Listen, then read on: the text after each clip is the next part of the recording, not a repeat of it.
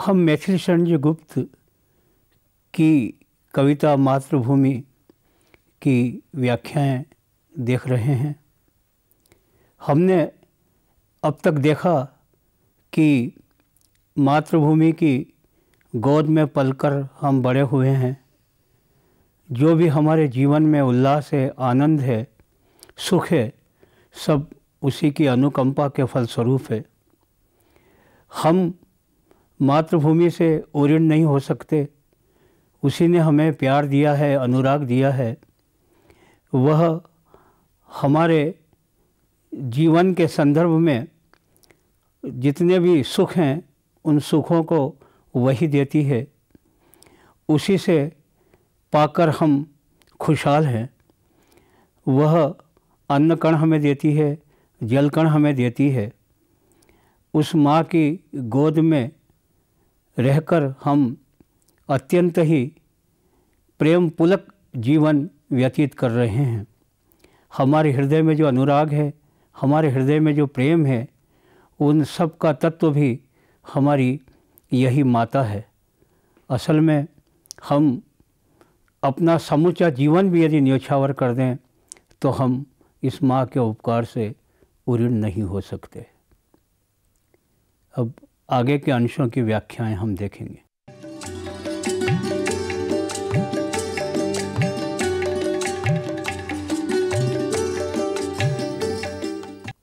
निर्मल तेरा नीर अमृत के सम उत्तम है, शीतल मंद सुगंध पवन हर लेता श्रम है। मैथिली शरण जी गुप्त कहते हैं कि तेरा ये निर्मल जल अमृत के तुल्य है। इसको पीकर हम स्वयं में बल का अनुभव करते हैं, शक्ति का अनुभव करते हैं। और तेरे आंगन में जो शीतल मंद सुगंध बयार बहती है, ये त्रिविध समीरण जो तेरे आंगन में बहता है, यह जैसे हमारे शरीर में जितना भी श्रम है उन श्रम का उपार्जन कर देता है, समूचे श्रम को धो देता है। षड ऋतुओं का विविध दृश्य युत अद्भुत क्रम है, हरियाली का फर्श नहीं मखमल से कम है। आगे गुप्त जी कहते हैं कि तेरे आंगन में 6 ऋतुओं का क्रम है, जिसमें हेमंत, शिशिर, ग्रीष्म, वर्षा, ये 6 ऋतुएं मन को मोह लेती है। और तेरे आंगन में ये मातृभूमि जो हरियाली बिछी हुई है, ये हरियाली किसी भी प्रकार से मखमल से कम नहीं है। ये हरियाली बड़ी मोहक है। शुचि सुधा संचिता रात में तुझ पर चंद्र प्रकाश है, हे मातृभूमि दिन में तरणी करता तरु का नाश है। आगे गुप्त जी सूर्य और चंद्र को लेकर के बात कहते हैं कि रात में तेरे आंगन में चंद्रमा पवित्र और अमृत तुल्य चांदनी को बिखेरता है, और दिन में सूर्य भास्वरित होकर के और तेरे आंचल में फैले हुए तम को हर लेता है।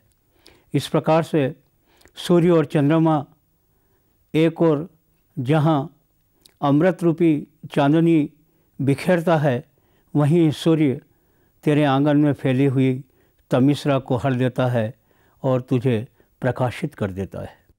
सुशील सुंदर सुखद सुमन तुझ पर खिलते हैं, भांति भांति के सरस सुधोपम फल मिलते हैं।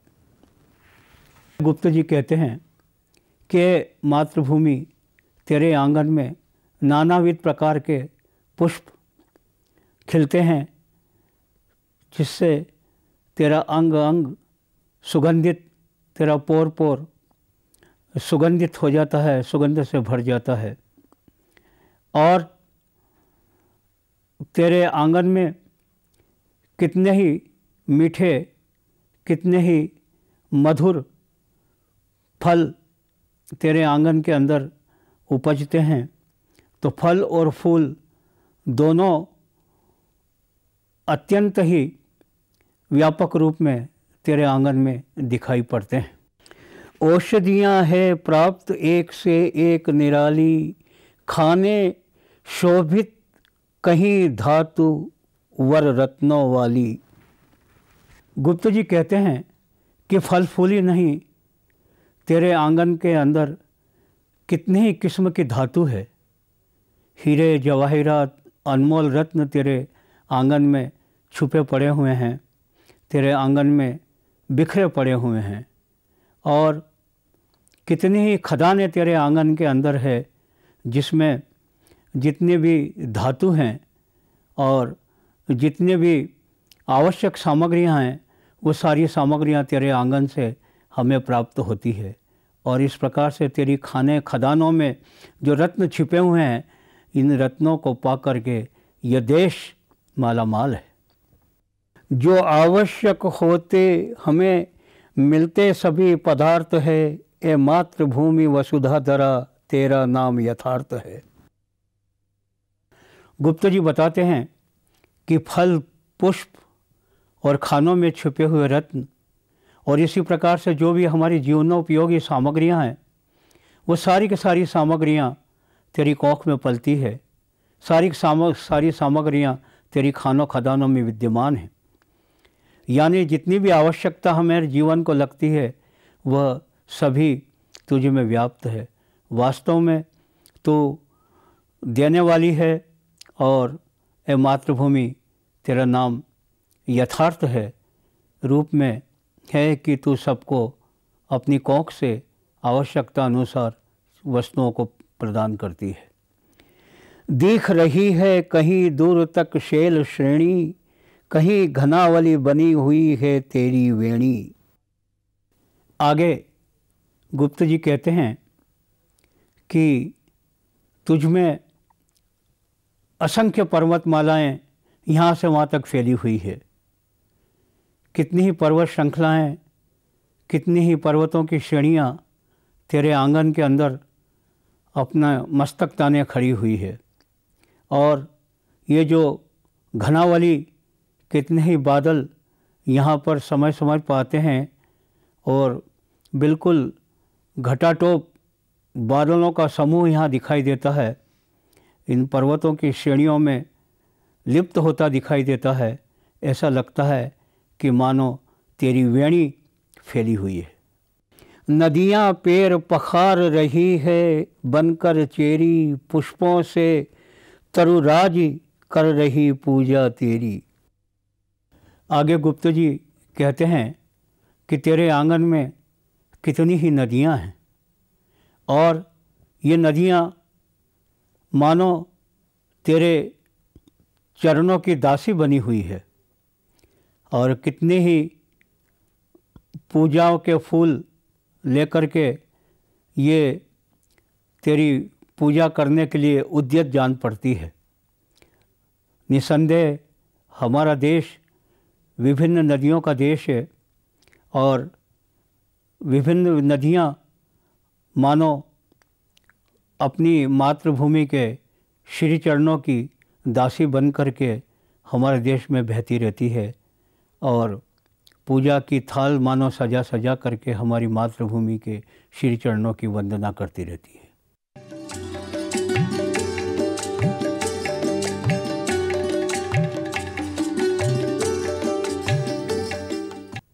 मृदु मलय वायु मानो तुझे चंदन चारु चढ़ा रही है, मातृभूमि किसका न तो सात्विक भाव बढ़ा रही। गुप्त जी आगे बताते हैं कि तेरे आंगन में जो त्रिविध समीरण बह रहा है, शीतल मंद सुगंधित पवन बह रहा है, ये चारों ओर सुगंध बिखेर रहा है और इस सुगंध का पान करके हर कोई अपने सात्विक रूप को प्राप्त कर रहा है। ये सात्विकता तेरे आंगन में बहने वाली हवाओं के कारण ही मिल रही है। तेरे आंगन में बहने वाली हवाएं जीवन को लुटाने वाली हवाएं हैं और इनकी सुगंधी सांस सांस में को पुलकित कर देती है और इनकी सुगंध पा करके हम मानो एक सुखद अनुभूति को प्राप्त होते हैं। क्षमामयी तू दयामयी है, क्षेममयी है, सुधामयी वात्सल्यमयी तू प्रेममयी है। आगे मैथिली संजय गुप्त अपनी मातृभूमि के लिए उनके रूप का वर्णन करते हुए, उसके स्वरूप का वर्णन करते हुए, उनकी विशेषताओं का वर्णन करते हुए कहते हैं कि तू दयावान है, तू क्षमावान है और सबका कुशल क्षेम पूछने वाली है। तू ही माँ कारुणिक है, सबके प्रति दया का भाव रखती है और तेरी अनुकंपा और तेरी दया सबके लिए समान है। विभवशालिनी विश्वपालिनी दुख हरत्री है, भय निवासिनी शांतिकारिणी सुख करत्री है। और गुप्त जी कहते हैं कि तू सुधामयी है, अमृत लुटाने वाली है, तू प्रेममयी है, अनुराग लुटाने वाली है और तू दयामयी है। तू सुखों को देती है और हमारे जितने भी दुख हैं उन दुख को तू हर लेती है, तू दुख को हरने वाली है। वास्तव में एक सच्ची माँ का स्वरूप तेरे अंतस में पलता है और तू हमारी ऐसी माता है कि हमें प्रतिपल प्रतिक्षण हमारे सुखों में बढ़ोतरी करती रहती है। हे शरणदायिनी देवी तू करती सबका त्राण है, हे मातृभूमि संतान हम, तू जननी तू प्राण है। आगे गुप्त जी कहते हैं कि मातृभूमि तू सारे हमारे भयों को, हमारे डर का निवारण करती है, तू शांति का संचार करती है, तू ही हमारी माँ है, हम तेरे पुत्र हैं, तू ही हमारी जननी है, हम तेरे बालक हैं, हमारे लिए सब कुछ तू ही है। तेरे आंगन में हम विचरण कर अत्यंत ही निडर बने हुए हैं, सारे सुखों का भोग कर रहे हैं। आते ही उपकार याद है माता तेरा, हो जाता मन मुक्त भक्ति भावों का मेरा। आगे गुप्त जी कहते हैं कि हे माँ तेरे उपकार याद आते हैं, तू जीवन देती है, हमें निडर रखती है, हमारे दुखों का नाश करती है, हमें जीवन यापन करने के सभी संसाधन तूने दिए हैं। तो ये तेरा उपकार जब याद आते हैं तब तेरे प्रति अनंत भक्ति भाव हमारे हृदय में जागृत हो जाते हैं। तू पूजा के योग्य कीर्ति तेरी हम गावें, मन होता है तुझे उठा कर शीश चढ़ावें। और जब तेरे इन उपकारों को गिनते हैं तब ऐसा लगता है कि वास्तव में तू पूजा के योग्य है और मन करता है कि भक्ति भाव से तेरे आगे हम अपने मस्तक को अर्पित कर दें, तो यह प्रति उपकार भी हमारे लिए कम ही होगा, क्योंकि जितना कुछ तू हमें देती है उसके बदले में यदि हम तुझे अपना मस्तक भी अर्पित कर दें तो यह हमारा भाग्य ही होगा। यह शक्ति कहाँ हा, क्या करें क्या हमको लज्जा ना हो, हम मातृभूमि केवल तुझे शीश झुका सकते अहो। लेकिन कवि यहाँ कहता है कि हम में इतनी शक्ति कहाँ कि हम अपना मस्तक अपने धड़ से अलग करके तुम्हें समर्पित कर दें। इतनी शक्ति हमें नहीं है। इस कारण हमारा मन लज्जा से भरा जा रहा है। किंतु इस पर भी हम सिर्फ तुम्हें मस्तक ही अर्पित कर सकते हैं, मस्तक अर्पित नहीं कर सकते, लेकिन तेरे आगे हम अपने मस्तक को झुका सकते हैं। देखा जाए तो तुझे मस्तक अर्पित करके ही हम खुशी हो सकते थे, तेरे प्रति उपकार चुका सकते थे, लेकिन इतनी शक्ति हमें नहीं है, हमें नहीं है, इस बात का दुख है। तो हम तेरे उपकारों के बदले में सिर्फ अपने मस्तक को ही तेरे आगे झुका सकते हैं। कारणवश जब शोक दाह से हम दहते हैं, तब तुझ पर ही लौट लौट कर दुख सहते हैं। आगे गुप्त जी कहते हैं कि कोई अकस्मात ऐसा कारण पैदा हो जाता है जिसकी वजह से हमारे भीतर दुख पैदा हो जाते हैं, और दुखों से हम जब पीड़ित होते हैं, तकलीफ़ होते हैं, तकलीफ़ से भर जाते हैं, तब जो कष्ट होता है तो उसका कष्ट का निवारण हम तुझ में ही लौट लौट करके करते हैं। अर्थात हमारी पीड़ा की शांति तेरे आंगन में लौट लौट कर ही हम प्राप्त करते हैं।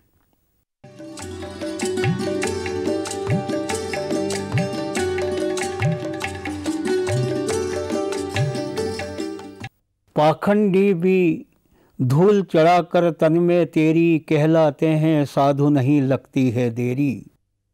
हम ही क्या, पाखंडी लोग भी तेरी धूल को भस्म स्वरूप अपने शरीर पर लगा लेते हैं, तो तेरे धूल के स्पर्श मात्र से उनका पाखंड चला जाता है, उनका अभिमान चला जाता है, और मानो वे अपने अभिमान से वंचित होकर के वे साधु बन जाते हैं, साधु जैसा स्वभाव उसमें पैदा हो जाता है। तेरी धूली का स्पर्श ही समूचे पाखंड को धो देता है, और जो सच्चा पाखंडी है वो पाखंडी भी तेरी धूली को भस्मी स्वरूप रमा करके और अपने पाखंड से वंचित हो जाता है। ये तेरी धूली का ही प्रताप है। इस तेरी ही शुचि धूलि में मातृभूमि व शक्ति है, जो क्रूरों के भी दिल में उपजा सकती भक्ति है। आगे गुप्त जी कहते हैं कि तेरी शुचि धूलि में, तेरी इस पवित्र धूलि में ही वह अद्भुत शक्ति है कि कितना ही क्रूर से क्रूर, कितना ही आतताई, कितने ही घमंडी व्यक्ति क्यों न हो, वह तेरी धूलि को पाकर के अपने मस्तक पर लगा कर उसका स्पर्श लेकर के वह अपने सारे अहंकार, अपने सारी अपवित्रता से वंचित हो जाता है, और उसका जो रूप है वह रूप, क्रूर रूप उसका बदल जाता है और वह साधु रूप को प्राप्त कर लेता है। कोई व्यक्ति विशेष नहीं तेरा अपना है, जो यह समझे हाय देखता वह सपना है। गुप्त जी मातृभूमि को कल्याणमयी बताते हुए कहते हैं कि तेरी दृष्टि में सब एक बराबर हैं। तेरे आंगन में जितने भी जीवन यापन कर रहे हैं उसमें कोई छोटा बड़ा नहीं है, सब एक शरीक हैं।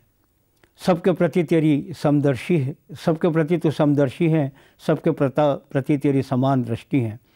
लेकिन अगर कोई ऊंच नीच का भाव सोचता है तो यह उस व्यक्ति का सपना है।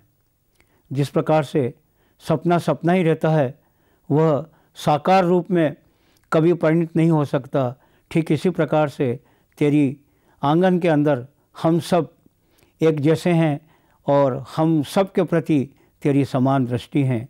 तेरी दृष्टि में न कोई छोटा है न कोई बड़ा है। तुझको सारे जीव एक से ही प्यारे हैं, कर्मों के फल मात्र यहाँ न्यारे न्यारे हैं। आगे गुप्त जी कहते हैं कि तुझको सारे जीव एक सरी के प्यारे हैं। तू जीवों में भेद नहीं करती, तू समान दृष्टि से सबको देखती है। हाँ, लेकिन यहाँ कर्मों के फल न्यारे न्यारे हैं। यह रचनाकार ने एक संदेश दिया है कि तुम खोटा कर्म करोगे तो माता तुम्हारी कहाँ तक रक्षा करेगी। कर्म जैसा कर्म करोगे वैसे फल मिलेगा। इसमें मातृभूमि तुम्हें कुछ भी प्रदान नहीं कर सकती। उसका गौरव है कि उसके स्पर्श से तुम अपने अहंकार को धो सकते हो, अपने अभिमान को धो सकते हो, अपने पाखंड को धो सकते हो। लेकिन इस पर भी यदि तुम कुकर्म करोगे या बुरे कर्म करोगे तो कर्मों के फल तुम्हें मिलेंगे। इसमें मातृभूमि तुम्हारा कुछ भी नहीं कर सकती। तो ये रचनाकार का एक संदेश है कि अलबत्ता मातृभूमि सर्वोपरि हैं, लेकिन अच्छे कर्म करने वाले व्यक्ति के लिए मातृभूमि सब कुछ न्योछावर कर देने वाली वरदायिनी माँ भी है। हे मातृभूमि तेरे निकट सबका सम संबंध है, जो भेद मानता वह आहा लोचन युत भी अंध है। आगे गुप्त जी कहते हैं कि मातृभूमि तेरी गोद में जो भी जीवन यापन कर रहा है उन सब में पारस्परिक संबंध हैं, प्रेम है, अनुराग हैं, मैत्री भाव हैं, सब एक दूसरे से जुड़े हुए हैं। और एक कोई ऐसा व्यक्ति जो भेद को उठाता है, भेद की बात को उठाता है, पारस्परिक प्रेम के भीतर भेद का छेद निकालता है, वह व्यक्ति आँखें होकर भी वह व्यक्ति अंधा है। उसे दिखाई नहीं देता कि इस मातृभूमि के आंगन में जीवन यापन करने वाले लोग पारस्परिक प्रेम और पारस्परिक स्नेह और प्यार से ही अपना जीवन यापन करते हैं। यहाँ किसी भी प्रकार का भेद नहीं है। जो भेद को देखता है वो वास्तव में उसकी आँखें होकर भी वह अपनी आँखों से अंधा ही है। जिस पृथ्वी में मिले हमारे पूर्वज प्यारे, उससे है भगवान कभी हम रहे न न्यारे। आगे गुप्ता जी कहते हैं कि जिस पृथ्वी में या जिस धरती में या मातृभूमि तेरे आंगन में जो हमारे पूर्वज तेरे आंगन में चले गए हैं, जो सोए हुए हैं, जो हमसे बिछुड़ गए हैं, उन पूर्वजों से हम कभी न्यारे नहीं रहे। अर्थात कहने का मतलब है कि मातृभूमि तेरे आंगन में हमारे पूर्वजों ने जो संस्कार रोपे हैं, जो आदर्श रोपा है, उनके आदर्श बनाए हुए आदर्श से, उनके दिए हुए संस्कारों से हम कभी पृथक न हों और उनका अनुगामी बन करके जिस प्रकार से हमारे पूर्वजों ने तेरा मान बढ़ाया है, उसी प्रकार से हम भी उनके अनुगामी बन करके तेरे मान को बढ़ाते रहें और उनसे हम कभी पृथक नहीं हों। अर्थात उनके जो आदर्श हैं, उन आदर्शों का अनुगामी बन करके हम भी अपने जीवन में उसी प्रकार के आचरण करें जिससे तेरी गौरव गाथा और आगे बढ़े। लौट लौट कर वही हृदय को शांत करेंगे, उसमें मिलते समय मृत्यु से नहीं डरेंगे। आगे गुप्ता जी कहते हैं कि हमारे हृदय में जो भी पीड़ा है, जो भी हमारे हृदय के अंतर्गत अभाव है, उन सब की पूर्ति में लौट लौट करके हम तेरे ही आंगन में लौटते रहेंगे और उनका वर्ण करने में, उनको प्राप्त करने में, उनके आदर्शों को प्राप्त करने में हम कदाचित पीछे नहीं हटेंगे, बल्कि मृत्यु जैसे भय से भी हम भयभीत नहीं होंगे और अपने पूर्वजों को प्राप्ति में हम अपना सर्वस्व भी न्योछावर कर देंगे, तो हमें इस बात से किसी भी प्रकार का भय हमारे हृदय में नहीं है। उस मातृभूमि की धूलि में जब पूरे सन जाओगे, होकर भव बंधन मुक्त हम आत्मरूप बन जाओगे। और गुप्ता जी कहते हैं कि इस मातृभूमि की सेवा करते हुए, अपना सब कुछ न्योछावर करके इस मातृभूमि के अनुराग में, इसके प्यार में, इसके बंधन में जब तुम पूरे बन जाओगे, पूरे बंध जाओगे, तब तुम अपने पूर्वजों को भी प्राप्त कर लोगे, तब तुम अपने पूर्वजों के स्वरूप को प्राप्त कर लोगे, तब तुम्हारा महामिलन उनसे होगा।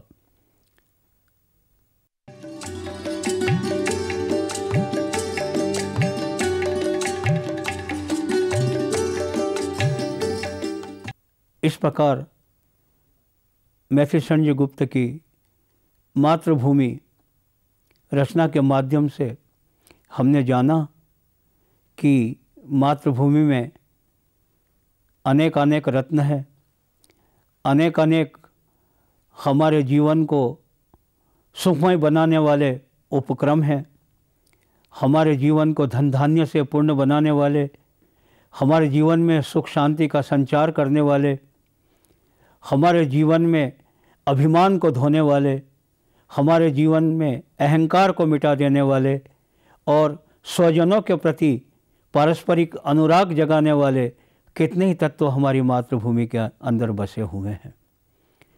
सबसे बड़ी बात यह है कि हमारी मातृभूमि हमसे कुछ नहीं चाहती, वह हमें देती ही देती रही है, लेकिन हमारे लिए यह लज्जा की बात है, ये शर्म की बात है कि उसके उपकार के बदले में हम अपना मस्तक अपने धड़ से अलग करके उसको अर्पित नहीं कर सकते, इतनी हिम्मत हम में नहीं है, लेकिन हम उसके आगे अपना मस्तक झुका सकते हैं, यह जज्बा हमारा कम भी नहीं है।